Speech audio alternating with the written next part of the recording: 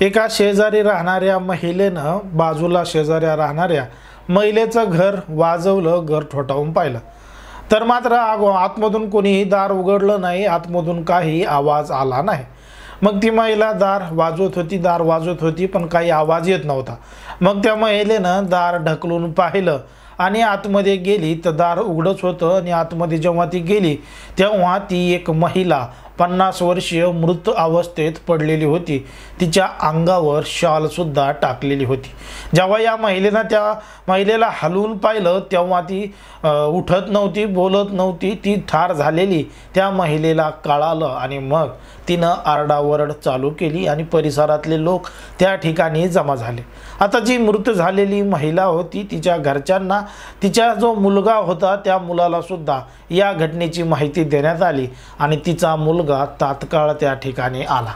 त्या ठिकाणी आल्यानंतर बघता ही बातमी संपूर्ण परिसरामध्ये पसरली आणि परिसरातल्या लोकांनी स्थानिकच्या पोलीस स्टेशनमध्ये सुद्धा सांगितली। घटनास्थळी पोलीस आले, पोलिसांनी पंचनामा केला, त्या महिलेचा मृतदेह ताब्यात घेतला आणि पोस्टमॉर्टमसाठी पाठवला। आता पोस्टमॉर्टमसाठी पाठवल्यानंतर 1-2 दिवसात पोस्टमॉर्टमचा रिपोर्ट सुद्धा आला आणि पोस्टमॉर्टम रिपोर्टमधून सिद्ध झालं की त्या महिलेचा खून करण्यात आलाय, तिचा गळा आवळून तिला ठार करण्यात आलाय।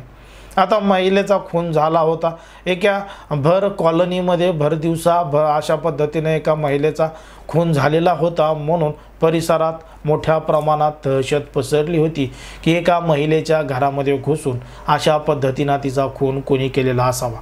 जेव्हा त्या महिलेच्या मुलाला पोलिसांनी विचारलं की तुम्हाला काही कोणावर संशय आहे का, काही आहे का आणि हे सगळं कोणत्या दुश्मनीमधून झालेलं आहे का, तेव्हा त्या महिलेच्या मुलांनी सांगितलं आणि एक धक्कादायक प्रकरण समोर आलं। नेमकं काय आहे संपूर्ण प्रकरण, कुठं घडली आहे घटना, हे आपण अगदी सविस्तरपणे जाणून घेणार आहोत। पण जर तुम्ही अजूनही आपलं चॅनल सबस्क्राईब केलं नसेल तर लगेच सबस्क्राईब करून घ्या आणि बाजूला असणाऱ्या बेल नोटिफिकेशनला सुद्धा ऑन करायला विसरू नका। आता ही जी संपूर्ण घटना आहे ती आहे गाझियाबादमधील जे चिरंजीव विहार आहे, या विहार 9 सेक्टरमध्ये घडलेला हा संपूर्ण प्रकार आहे, घडलेली संपूर्ण घटना आहे। या चिरंजीव विहार परिसरामध्ये राहणारी एक महिला आहे 50 वर्षीय आणि ती त्या घरामध्ये एकटीच राहत होती। तिला एक मुलगा एक मुलगी होती, पण मुलगा हा काही कामानिमित्त दुसऱ्या ठिकाणी राहायचा, तर तिची जी मुलगी आहे तिच्या मुलीचं लग्न झालेलं होतं। मग एक दिवस अचानक त्या महिलेची जी शेजारीण बाई आहे ती तिच्या घरी आली, दरवाजा वाजवून पाहू लागली पण आतमधून काही आवाज आला नाही, काही नाही, म्हणून त्या महिलेनं आतमध्ये प्रवेश केला कारण की दरवाजा हा उघडाच होता। जेव्हा आतमध्ये जाऊन पाहिलं तेव्हा ती महिला जमिनीवर पडलेली होती, तिच्या अंगावर शॉल टाकण्यात आलेली होती। जेव्हा तिनं हलवून पाहिलं, उठवण्याचा प्रयत्न केला तेव्हा ती ठार असल्याचं समजलं त्या महिलेला आणि तिनं आरडाओरड चालू केली आणि आजूबाजूचे शेजारी पाजारी परिसरातले लोक त्या ठिकाणी जमा झाले आणि स्थानिकच्या पोलीस स्टेशनमध्ये घडलेला संपूर्ण प्रकार सांगितला आणि ती जी महिला आहे मृत झालेली तिच्या मुलाला सुद्धा या घटनेची माहिती देण्यात आली। पोलिस आले, सगळा पंचनामा केला, कोणाला काही संशय आहे का, काय आहे का, या संपूर्ण प्रकरणाची माहिती घेतली। तिची जी मुलगी आहे आणि तिचा जो मुलगा आहे या दोघांना या घटनेची माहिती देण्यात आली, पण त्यांना यायला थोडा उशीर होता, म्हणून पोलिसांनी मृतदेह ताब्यात घेऊन पोस्टमॉर्टमसाठी पाठवला। आता पोस्टमॉर्टमसाठी पाठवल्यानंतर पोस्टमॉर्टमचा रिपोर्ट सुद्धा आला आणि त्याच्यामधून सिद्ध झालं की ती जी महिला आहे तिचा गळा आवळून तिला ठार करण्यात आलं, तिचा खून करण्यात आला। जेव्हा पोलिसांनी त्या महिलेच्या मुलाला विचारलं की कोणावर काही संशय आहे का, काय आहे का, तेव्हा त्या महिलेच्या मुलांनी सांगितलं की त्याला संशय आहे, तो म्हणजे त्याच्या बहिणीवर आणि तिच्या बहिणीच्या नवऱ्यावर, म्हणजे ज्याच्यासोबत ती राहते त्याच्यावर। पोलिसांनी जेव्हा त्या मृत महिलेच्या मुलीला ताब्यात घेतलं आणि तिच्यासोबत राहणारा तिचा जो व्यक्ती होता, तिचा नवरा होता, त्याला सुद्धा ताब्यात घेतलं, त्यांच्याकडं कसून चौकशी केली, त्याच्यातून मात्र काहीही निष्पन्न झालं नाही आणि त्यांनी हा गुन्हा केला, ही हत्या केली हे सिद्ध झालं नाही। मग पोलिसांनी सगळी काही चक्र फिरवली, तपास करायला सुरुवात केली। आरोपीचा तपास लागत नव्हता आणि मग पोलिसांनी आजूबाजूच्या परिसरामध्ये जे लागलेले CCTV कॅमेरे आहेत, आजूबाजूच्या परिसरामध्ये जे काही लोक आहेत यांना विचारलं, CCTV कॅमेऱ्याच्या माध्यमातून फुटेज मिळवलं, तेव्हा पोलिसांना तिथून खऱ्या गुन्हेगाराचा, खऱ्या आरोपीचा शोध लागला. आता त्या ठिकाणी जे CCTV फुटेज मिळालं होतं ते CCTV फुटेज त्या मृत महिलेच्या मुलाला आणि मुलीला सुद्धा दाखवण्यात आलं आणि त्यामध्ये स्पष्ट दिसत होतं की ती जो व्यक्ती आहे त्या CCTV फुटेजमध्ये दिसणारा तो व्यक्ती दुसरा तिसरा कोणी नसून या मृत महिलेचा जावाईच होता. आता जेव्हा पोलिसांनी त्याचा तपास चालू केला तेव्हा पोलिसांना तो एका ठिकाणी सापडला आणि पोलिसांनी त्याला ताब्यात घेतलं आणि ताब्यात घेतल्यानंतर त्याला पोलीस स्टेशनमध्ये नेलं. आता पोलीस स्टेशनमध्ये नेल्यानंतर सुरुवातीला तो जो आरोपी आहे तो उडवाउडवीची उत्तरं देऊ लागला, पण पोलिसांनी पोलिसांच्या पद्धतीनं जेव्हा त्याला विचारलं तेव्हा त्यानं घडलेला संपूर्ण प्रकार सांगितला. त्यानं सांगितलं की जी मृत महिला आहे ती त्याची सासू आहे आणि त्याच्या सासूच्या मुलीबरोबर म्हणजे याच्या बायकोबरोबर याचं लग्न 2009 मध्ये झालेलं होतं. 2009 मध्ये लग्न झालं, यांचा सुखाचा संसार सुरू झाला.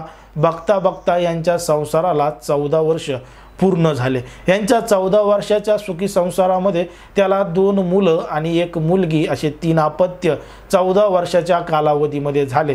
पण 14 वर्षाचा कालावधी झाल्यानंतर ती जी याची बायको आहे त्याच्या बायकोला शेजारी असणाऱ्या एका तरुणाबरोबर, एका पुरुषाबरोबर प्रेम जडलं आणि मग ती जी महिला आहे या जावयाची बायको आहे तिनं त्याच्यासोबत राहण्याचा निर्णय घेतला आणि ती याला सोडून त्या शेजाऱ्याबरोबरच पसार झाली.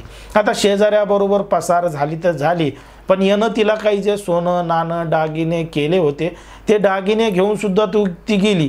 मग हा त्याच्या बायकोला म्हणू लागला की मी तुला केलेले दागिने आहेत, या सगळ्या गोष्टी आहेत, किमान त्या तरी परत दे. पण ती मात्र ते दागिने सुद्धा परत द्यायला विरोध करत होती. आणि जेव्हा हा जावाई त्याच्या सासूकडे गेला, त्याच्या सासूला म्हणू लागला की तुमच्या मुलीनं असं केलंय आणि ती माझे दागिने सुद्धा परत देत नाहीये तिला मी केलेले. तर त्या सासूनं सुद्धा त्याला त्याच पद्धतीनं उत्तरं दिली आणि त्याला टाळाटाळ केली दागिने, पैसे या सगळ्या गोष्टी वापस द्यायला. त्यानं त्याच्या सासूला वारंवार विनंती केली, पण त्याची सासू तिच्याच मुलीची बाजू घेत होती, याच्याकडून बोलतच नव्हती. म्हणून त्यानं 23 नोव्हेंबरला संध्याकाळी तिच्या सासूच्या घरी गेला आणि सासूच्या घरी जाऊन पुन्हा एकदा तिला समजून सांगावं असं त्यानं ठरवलं.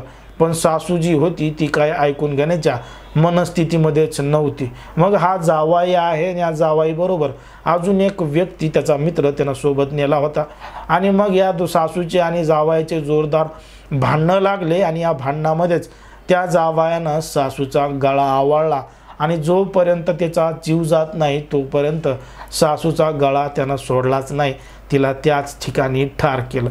आता तिचा जीव गेलाय, ती ठार झाली आहे असं जेव्हा त्या जावयाच्या लक्षात आलं तेव्हा त्यानं तिच्या अंगावर एक शॉल टाकली आणि तिला त्या ठिकाणी झाकून टाकलं आणि तिथून पसार झाला. दार फक्त ओढून घेतलं आणि पसार झाल्यानंतर त्याला वाटलं ही घटना कोणालाही कळणार नाही, कोणालाही समजणार नाही.